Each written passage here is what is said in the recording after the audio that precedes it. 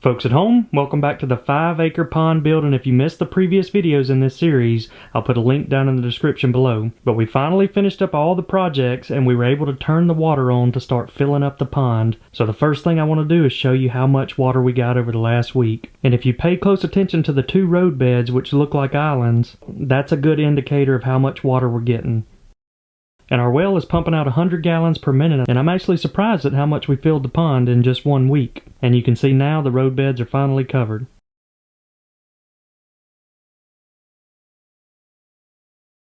So I tried to set up a time lapse, but I couldn't get high enough to give you all the full picture. So basically I'm going to try to fly the drone as much as I can as we're filling it up over the next few weeks. But the tunnels are another good indicator, and right here we're only about halfway up the second layer. And not much water in that shade shack area. And October is usually one of our driest months out of the year, and that has been the case this year. We hadn't got much rain at all in the last 21 days. So once we start getting rainfall and the 100 gallons a minute, I think it's going to fill up really quick. And on day 7 you can see we're finally at the top of the second layer of tunnels. Alright, let's take a look at the water levels early in the week. We're going to keep the water pumping in at 100 gallons a minute all week long. But you can see we've got one little road bed right there that's kind of made an island. The water has come up over it and made it into the little oak throne area. But I got a couple other projects I want to work on while we still can. One of them is reusing all of the pilings we used to build the pier, and we cut the tops of them off. So a lot of you guys suggested we build something like a teepee. I think that's what we're going to do. But before we do that, last week I didn't have a chance to bury the cables for the new lights that we put in, the underwater glowing green lights. So I'm going to bury those up under the rocks and all the way out there. I used a couple fencing nails to get the power cable ran down the side of the dock and then covered it all up with gravel. So we got that one finished. Now it's time to go do the other two. Alright, just finished up the second one. Buried the cable under the rock. That's where it's going to be, right over there in that corner. Alright, I let the water get up a little too high before burying this last cable, so I'm going to have to get out there in it. But I'm going to try to get it as far over there as I can, and I have to go up underneath the pipe that's pumping the water in. Might be a little bit tricky. That wasn't too bad, and you can actually see how the light floats there. Alright, so I just got that one installed and covered up. I used some gravel and dirt to cover it all the way out. I felt like initially I was a little bit short. I wanted to go about 5 feet further out towards the oak stump, but the radius of that glow is pretty wide, so that may end up being just perfect. So we got one there, one down there in the corner, and then the other one's right over here. So that's about the last project for today. We're gonna come back out and do some different stuff tomorrow. So since we had a full moon tonight, I wanted to set up the GoPro to do a night lapse, and I got a pretty cool shot of the moon coming up and a nice reflection off the pond. Definitely looking forward to spending a lot of nights out here. But if you watch closely, you see a lot of things shooting across the sky, and I'm not sure if those are shooting stars, jets, or satellites. If those are shooting stars, you can make a lot of wishes tonight. And a nice sunrise. So this is after just a few days of running the well. Let's go check it out. It's definitely changed a bunch. We almost have water up to the pier. We've already got it up to the island. And you can see the road beds that we have out there are now underwater. And since we've started pumping it in from the well, you can see how much clearer the water is. We're not getting all that runoff and creating all that muddy water. I think it's going to fill up a little bit quicker than what I thought. We're not quite over the top of the second tunnel, and that's 4 feet high.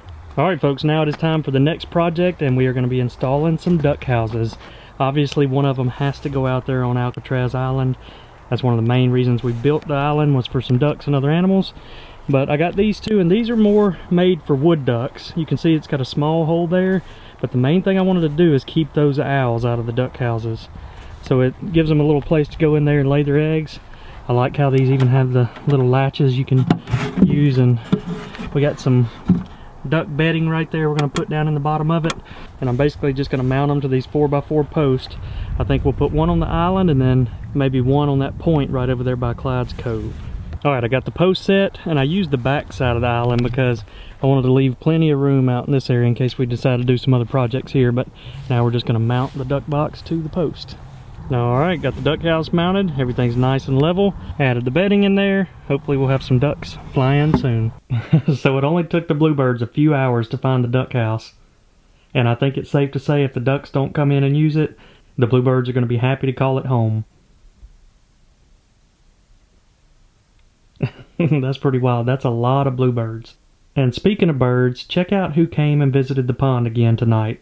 It's the big owl, and he's sitting on the same big stump that we have the Bonnie's Bayou sign on. That's a pretty cool shot. It's almost like he's posing for it. But I'm guessing he's just out here hunting mice in the pond area.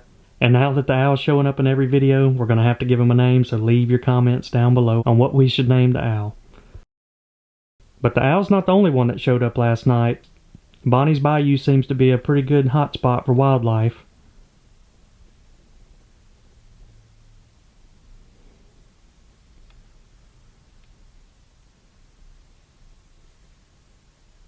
Got a little bachelor group of bucks coming through. Here's a quick look from this side of the pond. The water has finally made its way all the way through. And it's time for another project. We're going to take all of the leftover pilings from the dock and reuse everything and try to build some more fish structure. I'm thinking about some sort of little teepee bass hut right out here in this area. Alright, time to give you an update on the bass teepee. So basically here's what we're going to do. We're going to crisscross them and just put a lag bolt in that first, and by the way, Liz is out here helping me. That first bolt is going to go through here and about halfway into that one. And we're doing the same thing right here on this side.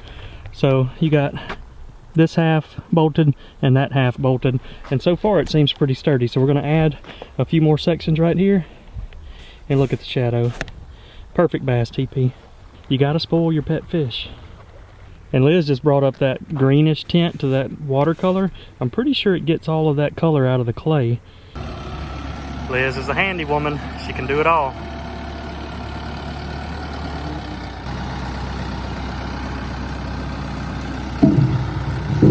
Got another delivery. I think the bass teepee turned out pretty good, so the last thing I have to do is put some cinder blocks around the bottom of it to keep it from floating off. But I've got about 8 more pilings, so I can either make another teepee maybe and put it over there or back in the back, or I could do something else with it. So leave a comment down below and I'll either build another teepee or something else in the next video. Now since that duck house is on the island, I don't think it needs any protection, but for the one that I'm going to put over in that area, we're going to need to protect it from things like squirrels and different things that would get up in a duck nest. So I'm just going to put this shield around it. You can see it's got the 4x4 cutout, but I don't think we're going to have any issues with squirrels. We got a farm full of wildlife, so we got to feed them. We're going to be out here doing some planting. I'm a little bit late, a little bit behind because of all of our other pond projects, but all of this winter ryegrass is going to get planted around the pond this winter. We have a bunch of deer food plot mixes, but the one that they're going to eat, guys, is this winter pea right here. Planted them last year and they tore them up. All right, it's time to plant some food plots for the winter. We're out here planting the Rackmaster Fall Blend. That's basically just a mixture of wheat, oats, clover, and winter rye. Already got the fertilizer put out, but then the secret sauce that really brings the deer in is the winter peas. We're gonna put it up there in between the sorghum. All right, so we planted these winter peas last year and it was by far the deer's favorite. So it's a mixture of 3 different types of peas. It's called the WMS Winter Pea Patch, but it's the Survivor, Blaze, and Whistler. So this is one of the spots I'm going to plant the peas down. I've cut strips through this sorghum.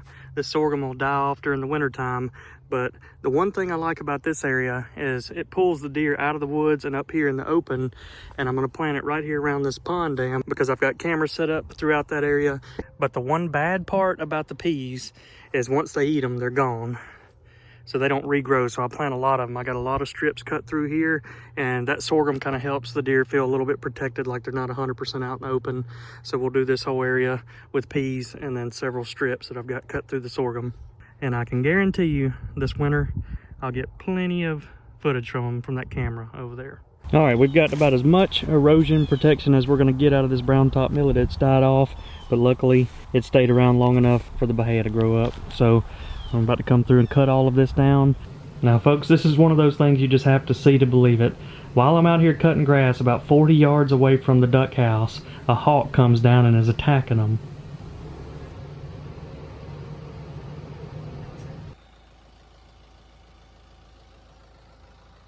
That is wild. It's right here in broad daylight, and the hawk doesn't mind me being around at all.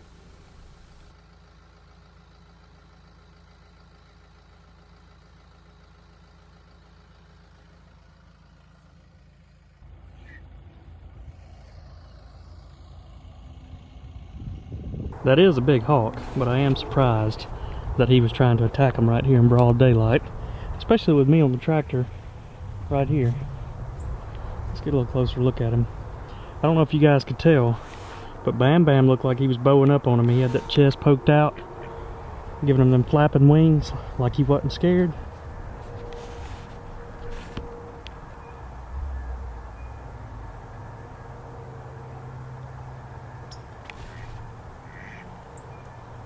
But the ducks seem to be happy after that little adventure. Both of them have to take a bath and get cleaned up.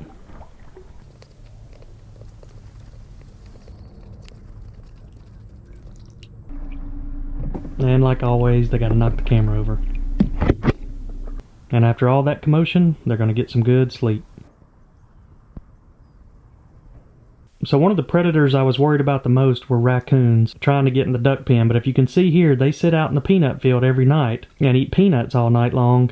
But check this out, this is one of the first encounters we've had where they came up to the duck pen. But you can see the coons are fat and happy, don't want anything to do with the ducks.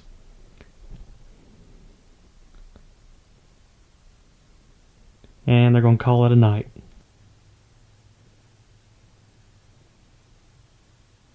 And the owl flew down. It looks like he may have just caught a mouse.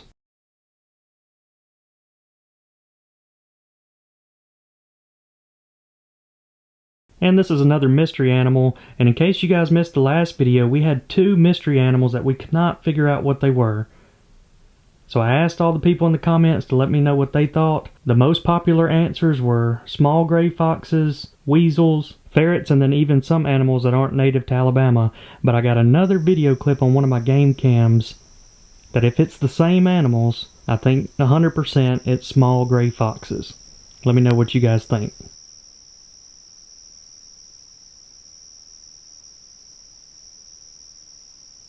And a nice buck over there checking out the ducks.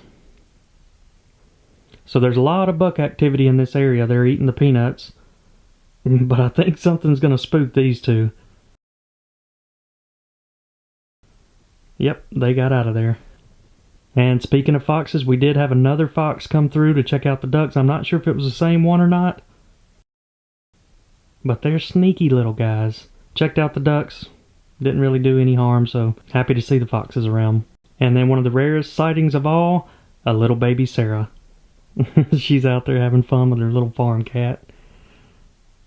So we got a lot of strange things flying around in the sky these days that look like UFOs. I'm not sure if they're satellites or what they are, but it is kind of cool to see. And we had a few bucks out on the pond dam, but it's interesting to see what comes in right behind them. So we had a lot of fog blowing in.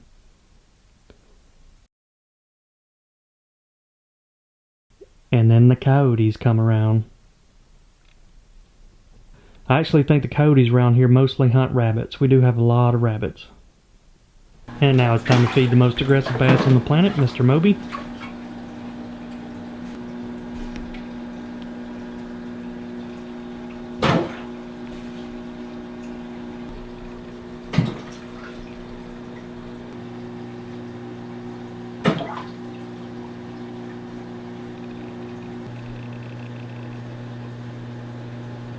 So we did do some filming in the backyard pond this week just to make sure all the pets were happy. And we got footage of all of them, Bonnie, Clyde, all the bluegills, and even the turtles. So you'll be seeing a lot more footage of them in the next video. But that's going to wrap up this video. Make sure to hit that subscribe button because the pond will be full and we'll be stocking fish before you know it. But I hope y'all enjoyed this video and we will see you all next time.